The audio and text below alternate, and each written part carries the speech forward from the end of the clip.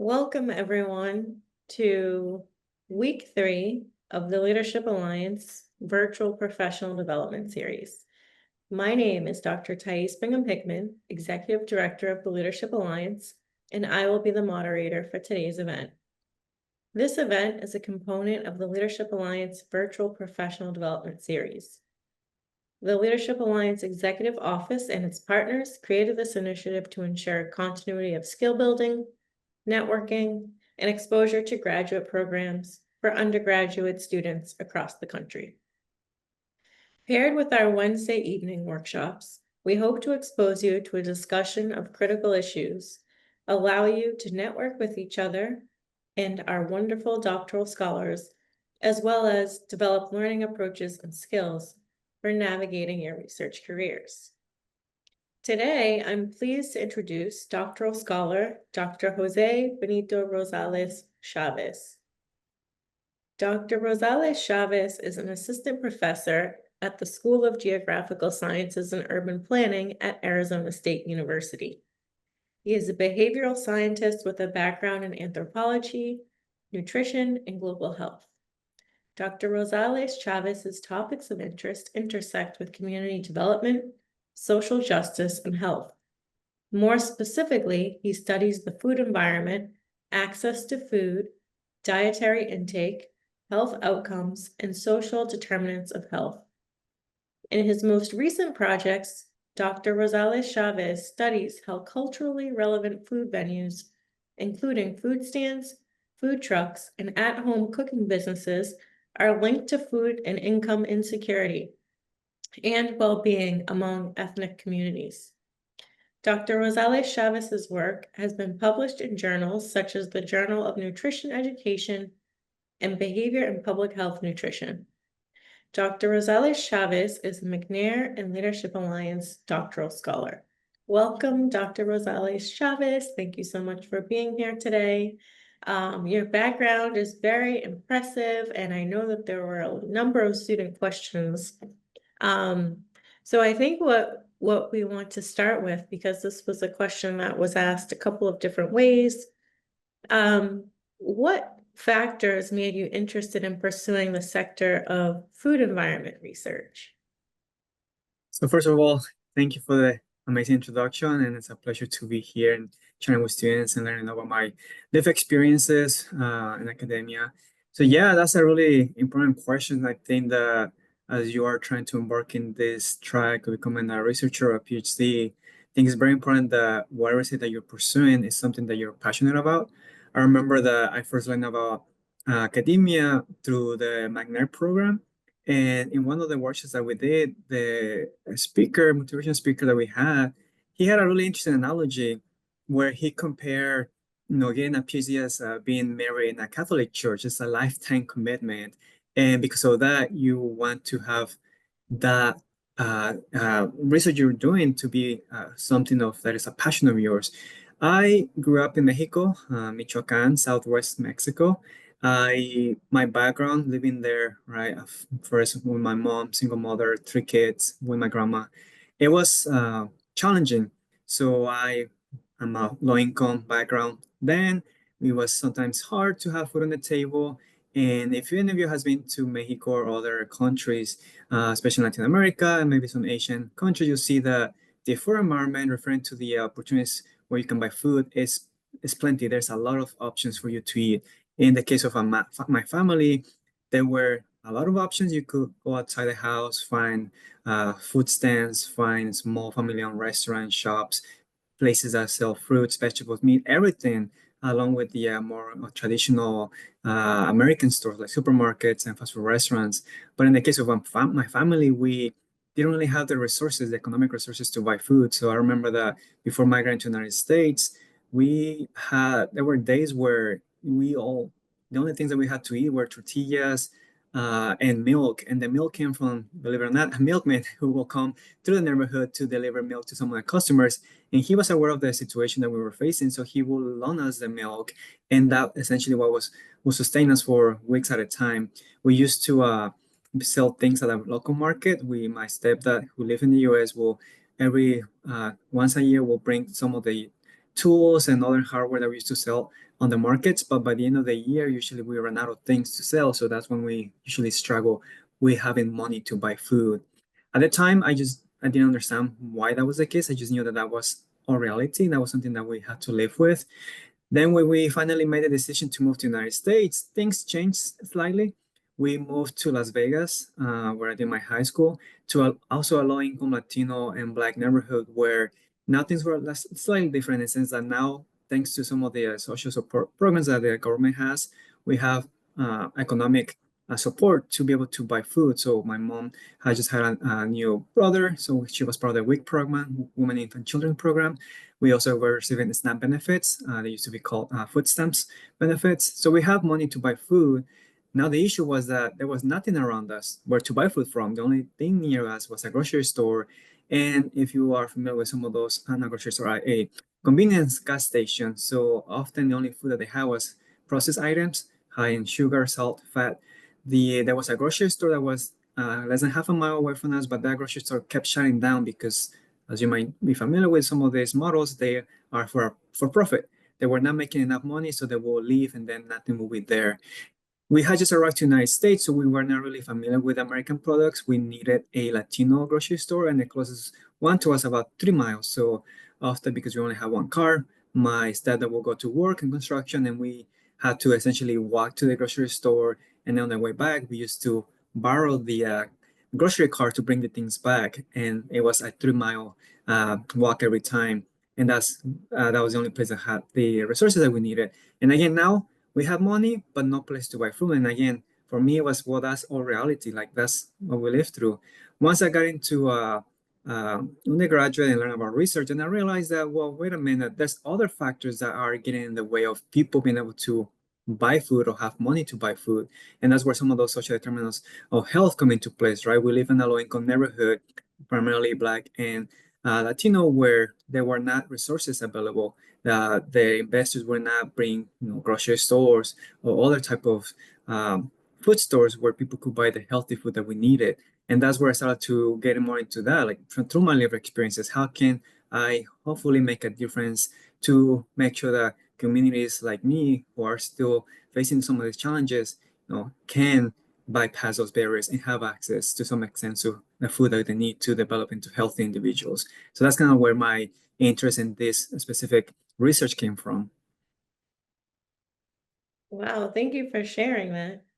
And then once you kind of talked about how you came to the path as far as the type of research that you wanted to do.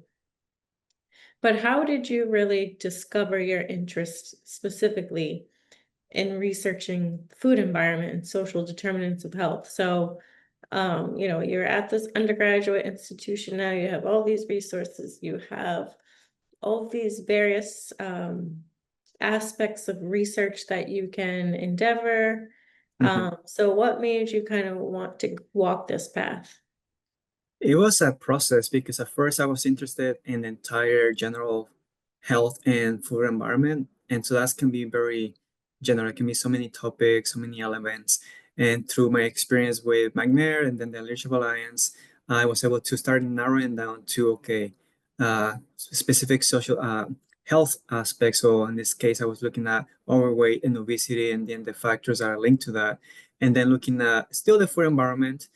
And again, it can be very general. It can include a lot of things. But through the help of some of my mentors and advisors, once I got into graduate school, they were like, listen, I know that you're trying to make a difference, but find a niche, find something that's still underdeveloped, that hasn't been studied enough, and see what can be done with that, what opportunities can happen. And so that's when I started looking into the literature reviews, looking at what people have published, and I learned that one of the elements of the food environment that usually is understudied, especially in the United States, are things that are more relevant to our ethnic communities. In this case of my research, I realized that street food vendors is something that is very popular and you can find almost everywhere in places like Mexico. It's not as often found here in the US. And often that can be, in part, can be because of the regulations that are in place. It could be also because of the emphasis on some of the more brick uh, and mortar businesses. So through that mentoring, I started to see that there was an opportunity and potential to be able to study this. And the program that I did was an anthropology-based program. So through that, I gained the skills to be able to do community-based research, to be able to go to the people, talk to them, and learn about their experiences, to be able to document what are the challenges, what are the barriers, what are the opportunities that some of the communities have that are community-based. In some cases, governments don't talk to the community members. They think that the solutions that they have as the quote unquote experts might be what the community needs. And oftentimes we know that that's not necessarily the case. So going to the community, doing some of those more like on ground work and seeing the potential that that had, it's kind of like what motivated me and moved me in the path that I'm now, where I'm most of my research, I go and collect the research myself with my students. I talk to the community members, and I'm able to hopefully through the research be more of applied research and be able to have an impact on the community via the findings and then publications, but also doing bring it to the politicians and the other stakeholders in the community, local community that can help make an impact. Thank you. And then what are some important findings of your research on how culturally relevant food venues, you talk about food stands, food trucks, and at-home cooking businesses, are linked to food and income insecurity, and well-being among ethnic communities? And how can these findings inform to help improve food security at a policy level or at a broader level?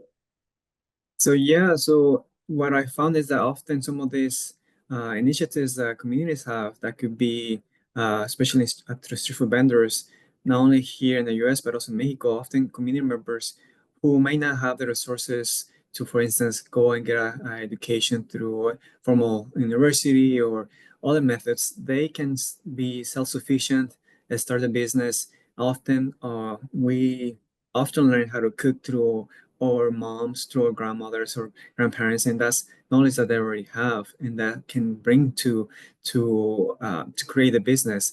Often these businesses don't require a lot of money or investors to launch, and in many cases they can provide the opportunities to get all the family members involved. In the case, for instance, of women, sometimes they might facilitate the potential to still get employment, still be able to care and provide for all the family members, and be their own bosses, their own business owners. In the case of individuals with low income or low education, they can also still be able to have businesses like that. When I talk to community members in Mexico City, for example, one of my participants, he went to the University of the main University of Mexico, UNAM, and he was telling me that he got a master's in engineering, but because of the limited potential and opportunities that existed within the city or industry or government over there, that he decided to take on the family business, which is selling carnitas on a street food stand. And that business actually generated more money that he could have generated through a formal employment to the government or another private organization. Through his food stand, he was sending his two children, a daughter and a son, to UNAM to get their own educations. And that business has been part of the family for now 2 generations. And that's where the potential to generate income comes from. And here, and I don't know if any of you were able to hear from the news. It was big on the news last year where we passed a bill, they call it a tamale bill, that gave the opportunity to families to start their own business from home, food businesses. For instance, they could have cooked tamales, salsas, and other items to be able to sell them. But because of public health concerns, that hadn't happened before. The only thing you could cook from home were things like baking goods, cookies, and other items that did not need refrigeration or much control.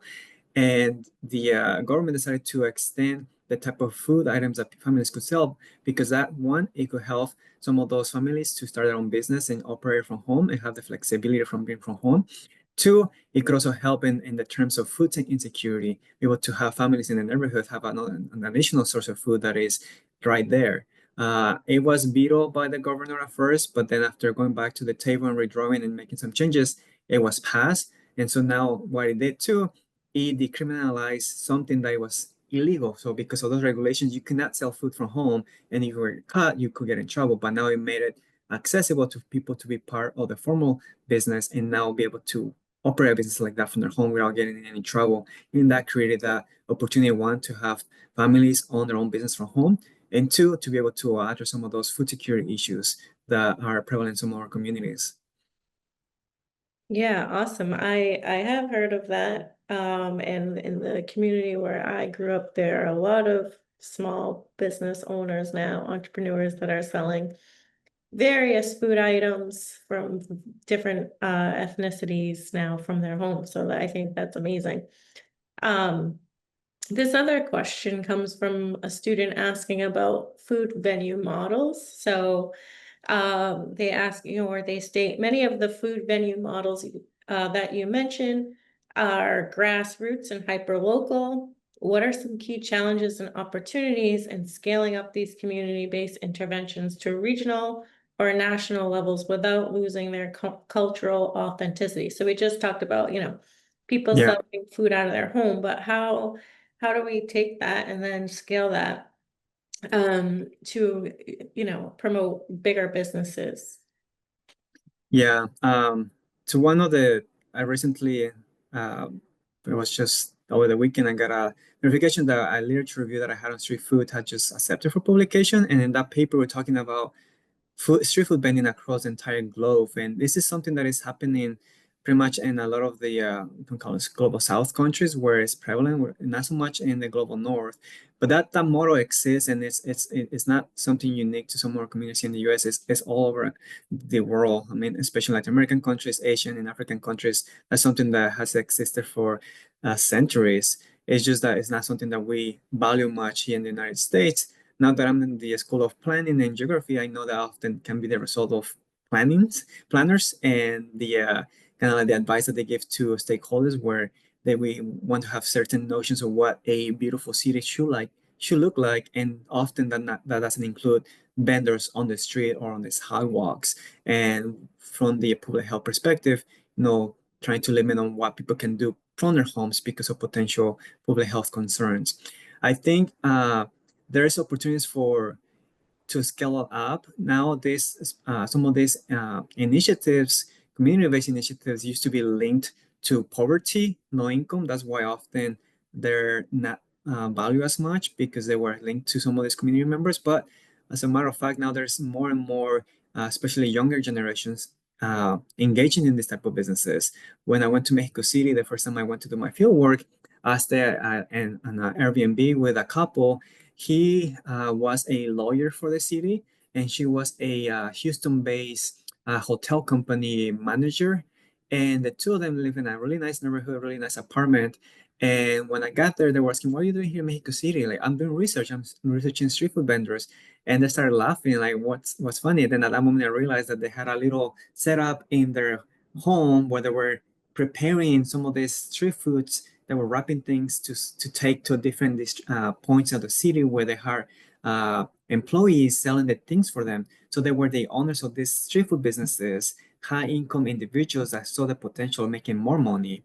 And so that's an opportunity that now more community members are taking on to make it a lot. And some of the community members that I talk to, they have multiple businesses. It's a family's business, so they have been able to expand. It's all within the same city, but they are able to have more than one food stands and generate the resources that they need. Uh, One of the challenges with this specific type of food access is that it's often more of a urban center necessity. You don't find them as much in rural communities. There might be a few, but primarily on through fairs or other regional celebrations or events where you might see some of them. But street food vending is primarily something that happens in urban centers where there might not be enough of the other more formalized businesses to provide food access. In the sense of making a more larger scale, one of the issues that is, well, if that happens, who is the business owner? Often, one of the concerns is that if a corporation, for instance, comes and takes that, who is the money going to? Is it going back to the community, or is the money being extracted somewhere else? So right now, most of the people engaging in street food businesses are people from the community, from the neighborhood, who are selling some of that food to other community members. And that's one of the main benefits from that. I think one of the things that I want to do is to kind of adapt that model from other countries to bring it to the United States and being able to facilitate some of that process and perhaps limit some of the restrictions, some of the planning, zoning, and land use regulations that prohibit some of these activities to happen in the neighborhoods where people might need some of these food sources. The intersection of the various research areas that you are interested in, specifically anthropology, nutrition, and global health, Mhm. influenced or shaped how you approach your research on food. So those are very different areas. They can Mhm. be taken, with many directions. So how Yeah, did you kind of find this particular niche based on those three areas of yeah. research? So that's a really interesting observation because I'm a first generation student. I didn't know about what opportunities there were in college. I went to University of San Diego being pre-med because growing poor, I wanted to make money to help myself, my family, and my future kids. So I wanted to be an anesthesiologist, and I was for first 3 years I was pre-med, taking biology classes, chemistry, and all that stuff. And I find out that that wasn't in for me. I did not enjoy that being in the labs as much because especially all my friends were in the social sciences or business. So by 2 p.m. they were done with the classes and I was stuck in the lab and like, well, that's not for me. Then I discovered about preventive public health and prevention. And so I continued to do my undergrad in um, anthropology. And then when I went to grad school, I came to do global health. And as part of the program, I also did my master's in public health. And the beautiful link there is that because of the background that I had in anthropology, I was able to develop some of the ethnography uh, methodology that I needed. And that means being able to go to the field, talk to people, being able to create those partnerships, be able to build the trust with community members, know how to interview, know how to be a participant observer. And then now gaining the knowledge in global health and public health that gave me the more of the biological and more of the public health prevention knowledge. So combined, it made now that I think I will make a lot of sense having been able to develop on one side the knowledge and the other side the methodologies that I needed. Part of what I do, like I mentioned before, is I go to the community, I do active participation, walking the neighborhoods, interviewing people, creating my data sets. That most of that came from my anthropology background, being able to develop those ethnography skills from the public health and global health. It was able to get some of that more like the medical knowledge and understanding how, for instance, the type of food that you eat, how that can affect your dietary health outcomes. And one of my majors too, a minor was on Latin American studies, and that helped me understand some of the different, well, like the policy and political elements and how that affects some of the decisions that people might take and the type of food access they have. Thank you. Can you talk a little bit about your experience as a first generation student? And people are asking, how did you navigate your PhD? How did that experience shape or help you in acquiring your PhD? Can you talk a little bit about that? Yeah, so being a first generation student, I was first generation, but also I also was a dreamer. So I came here documented. So I was, education has always been one of my top priorities, and I value it a lot. Before I remember in high school, still junior year, I still did not have the legal documentation to even move forward. But fortunately, then I was able to get my green card and my U.S. history.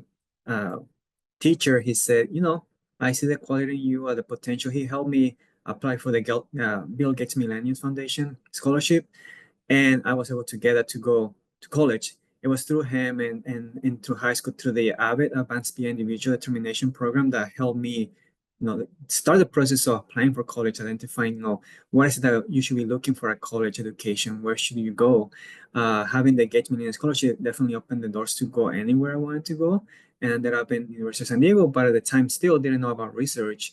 And if it wasn't for the McNair Scholars Program and all the coaching and mentoring I got from them, I don't think I would have been able to continue this. It was through them that I learned, up, about research, about what it needed to what I needed to do to apply for the different PhD programs, whether I wanted to go into a MPH program right off the bat, or go into another program.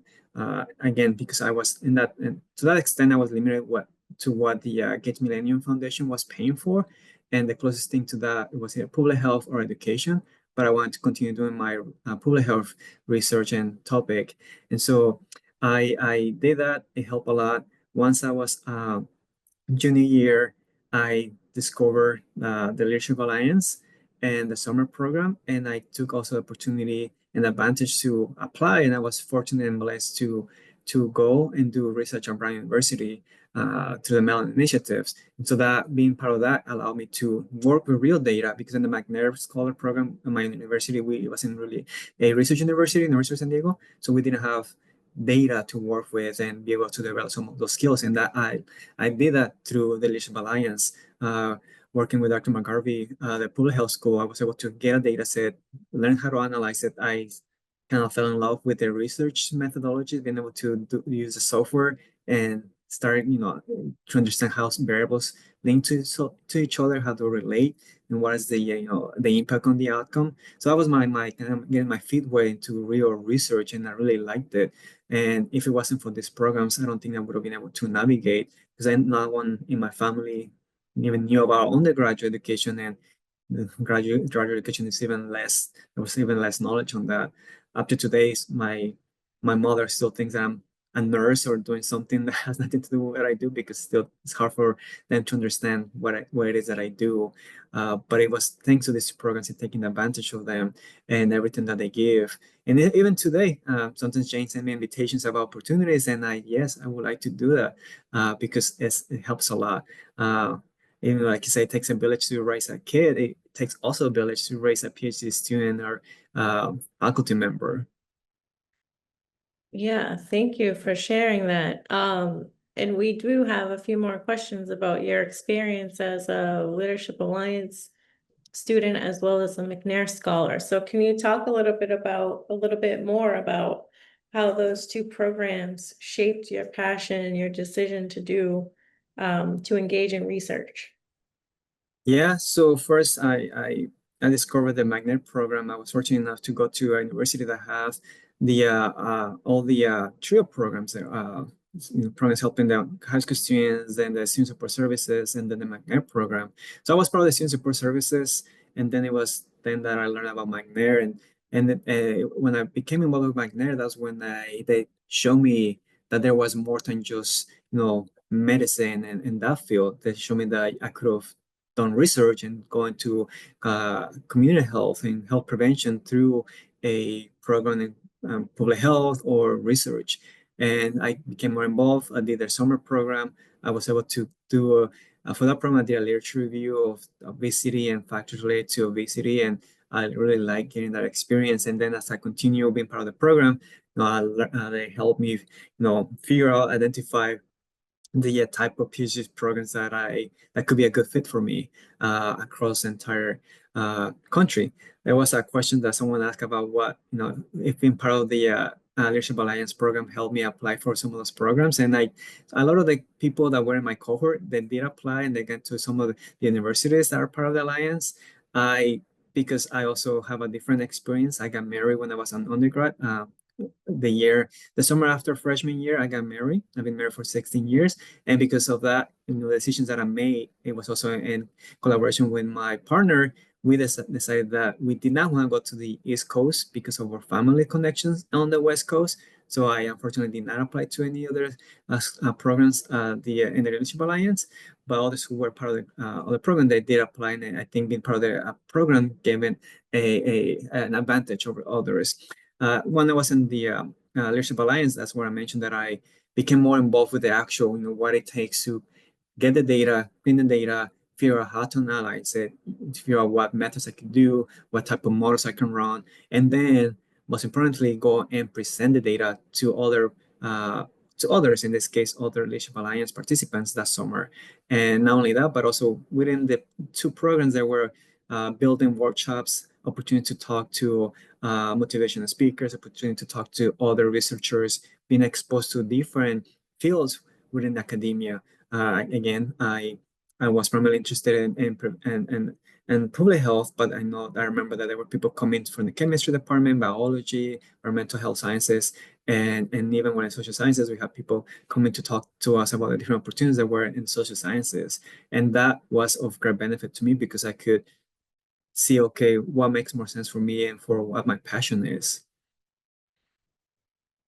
Yeah, and I know that there are a lot of students out there who are interested in trying to pursue some of these opportunities in various programs. So what advice would you give to them as far as how to either be competitive or how to search for these opportunities? What advice would you give? Yeah, I still remember when I got so as part of the McNair program, they encouraged me to continue looking for those opportunities. So I was going online looking for summer research opportunities. I found the Leadership Alliance. I found one, I think, to the UC. Uh, uh, it was UC Irvine or Riverside. I can't remember which one was it. That also had a summer program and that was closer to home. So I went online and started looking what type of opportunity are there for undergraduate students who might be interested in research. And there's several. I remember when I got the email from the Leadership Alliance, I think, in my anthropology class, and one of the basements of the buildings, I went to get out of the classroom and I opened the email and I said, congratulations, you've been accepted into the program. And my heart was pumping so hard because I was excited to continue this. And not only that, but also it was a brand university. I'd never been to the East Coast. I never been to one of these universities. So I was really excited. And so I will encourage you that, right? I mean, as a first generation student being so close to my family, there were factors that still today, I don't want to say get in the way, but affect or have an impact on my decisions. So I know that some cases it's hard to travel across the country because of family. Maybe like in my case, I'm the oldest in my family, so for me it was really hard to leave my household. All my siblings at the time, my youngest was 3 or 4 years old, so I had a really close connection with him, but it was really hard for me to leave. So I will say that yes, those are those factors, but at the same time, I will encourage you to think about the potential benefit of some of these programs. Yes, it might be across the other side of the country, but if it's a summer program, you'll be there for several weeks and then you can come back and still be able to enjoy your family and everything that you left behind for the time being. Um, I will encourage you to, even if it seems intimidating, right? It was for me. I was like, well, I don't even know that a kid like me can even get into this program because it's such a prestigious program. All these universities that are part of the alliance are, it will be a dream to go to any of them. But I still applied, and I ended up being lucky in getting in. And then I do not regret. I will do it over and over again. Um, when I got into the Leadership Alliance, I was at that point I had to decide whether to go and be part of the Leadership Alliance or stay closer to home to my wife and go to UC Riverside or Irvine, I can't remember which one, to do the summer program over here. And I emailed the coordinator for that program. So thank you so much. I really appreciate that you had opportunity for me, but I'm gonna go with Leadership Alliance and take care of that opportunity. And again, I don't regret doing that. But yeah, I would encourage you to continue looking for those opportunities, even if you are, because I remember some of my classmates that were, I think, sophomores, and even if you are, it doesn't, if you are an early stage, maybe you're finishing your freshman year and went to sophomore, I will encourage you to apply to as many programs as you can because some of them they take you at any stage. I mean, I think maybe after you're a senior, maybe not so much, but if you're early on, try to apply every year to try to go to a different one. I did McNair, and then I did Leadership Alliance. And then after that, I was already applying for grad school and got into grad school. So don't hesitate. Don't think that you don't deserve it. I can mention there might be family factors. I don't completely understand that, but at the same time, I didn't knowing that it could have a potential future benefit to me, to my family, to my potential kids, which I have three of them now, and they're reaping some of the benefits of my participation in these programs. Thank you. We have a student who is interested in similar research questions or similar research as that similar to your research. And their question is do not feel like there's always a clear academic path to a career centered at the intersection of social justice, specifically combating food insecurity and STEM research. So they're wondering what your recommendations are to people interested in these topics. Yeah, I think the focus on justice can always be controversial because we are living some of that today where we're trying to have more equitable access to everybody. In my case, it's more like having the right foods, the healthy foods for people, and you might face some of those challenges, but I think that there's always opportunity to continue the work. Back when I was starting this, street foods were part of our food system, but they were not as popular. Nowadays, there's street food almost everywhere, and it's still a little bit and some injustices there because most of what you see in the United States are food trucks, and what I primarily study are street food vendors, so people on stands.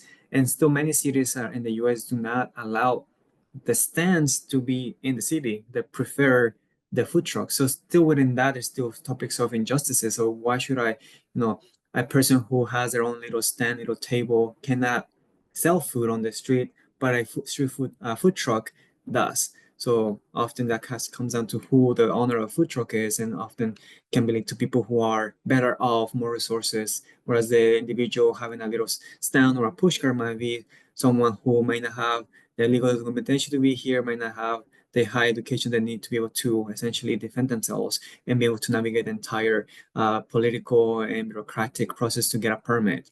So the topic is hard. What I do right now is can be a little bit challenging because one, the atmosphere that we live in. Right now, I'm working because I started street food vendors, and it's considered an informal business.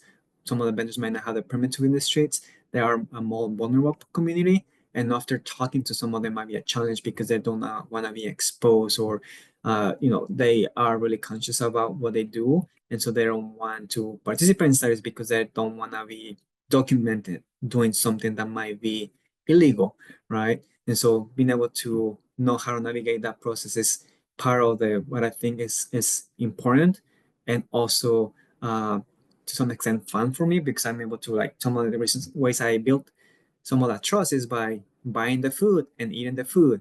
My wife always often tells me, like, are you really calling that food you're eating all day long? Like, yeah, but that's how I create that trust with the community members because I buy their food and I see them and I talk to them.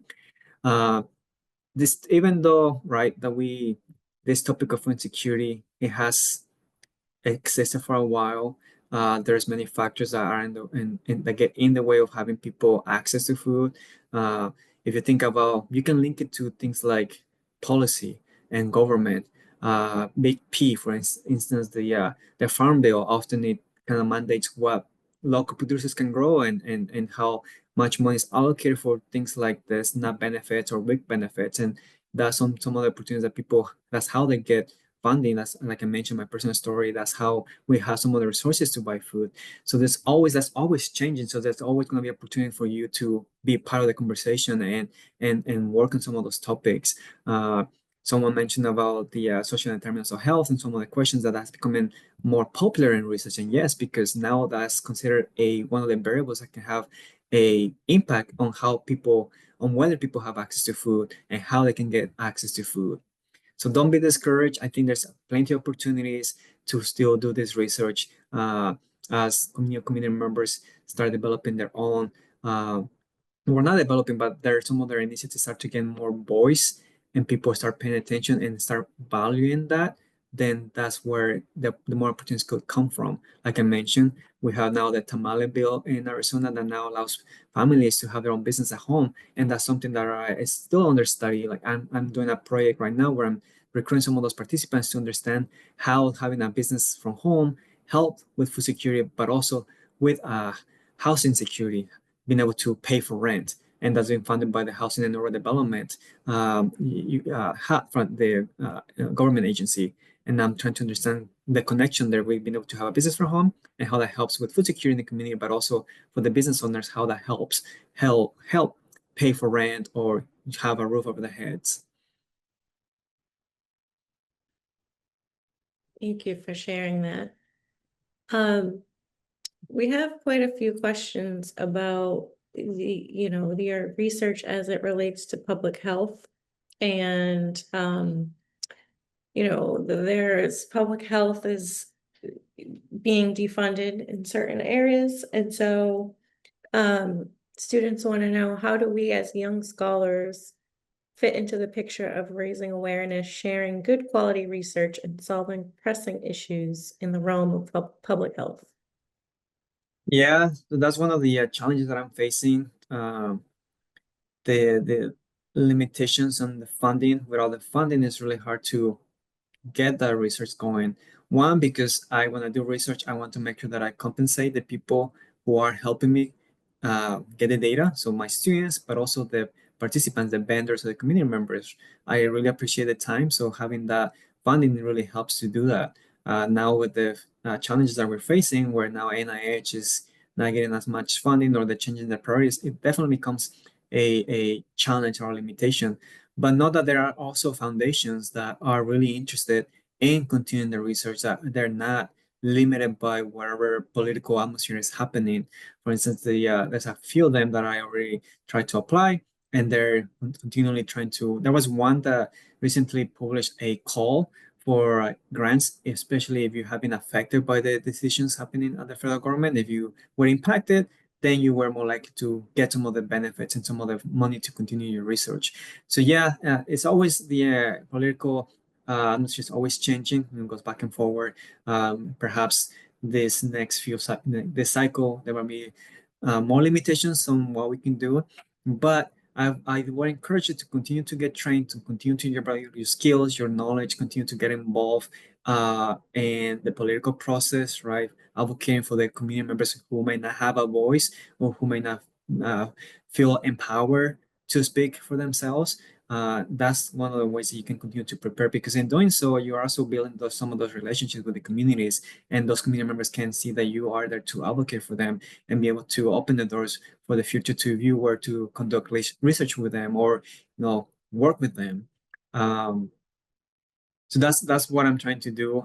It's challenging, but there's always allies who are interested in continue the good work.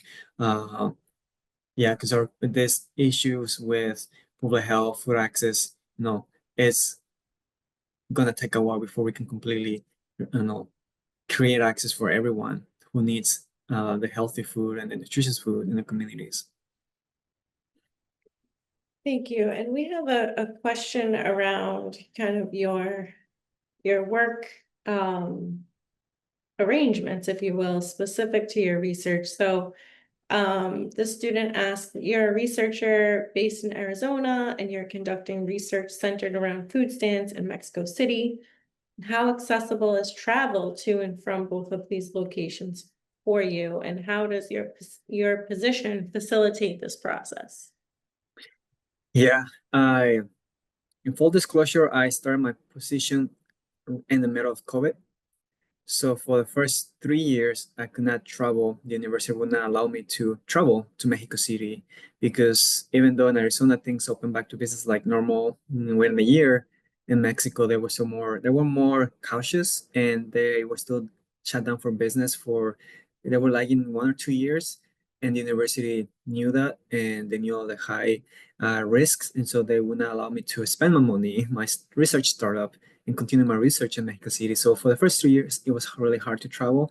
So that's when I started shifting to what could I do in Arizona in my local community, and knowing that there's a far less number of street food vendors here. I started to focus more on food trucks and home businesses. Now, being a faculty member, uh, I can travel as often as I can. Funding is definitely a limiting factor because it is expensive to travel. When I had my started funding, after things, I was allowed to spend my money. I was able to travel, and from here to Mexico City is a direct flight, so 3 hours I'm there.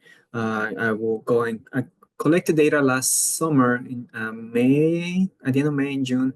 I took one of my students, a master student in geography, to help me collect the data. And so I was able to pay for his flight. I was able to pay him for the time he was there, a reimbursement for some expenses. and we went around the city collecting the data. I have another field work project or trip planned for the second week of July. Because of family restrictions, my youngest kid is 4 years old, so it's hard to just leave for months at a time. So I'll be traveling. I have to do it a week or two at a time. So I'll be there for 1 week to continue some of my data collection. I have a close partner in one of the local universities who, when I'm not there, helps me oversee and help me with the continuation of the project, and I'm really blessed with his help. But yeah, I'm able to travel as often as I can. The main limiting factor is funding and family for me, but if I don't think that being in Arizona and doing research somewhere else is a limiting factor. And because of my program being a global health when I did my PhD, they encourage us to travel abroad. My faculty member that I work with, they knew that I was from Mexico, and they often ask me, "Hey, Jose-Benito, why don't you go to Mexico and you speak the language, you are from the culture, you do research over there." Initially, I wanted to do research on the Southwest, but then I was like, "You're right. There's a lot of potential." And specifically looking at street food businesses and how to bring that model to the US.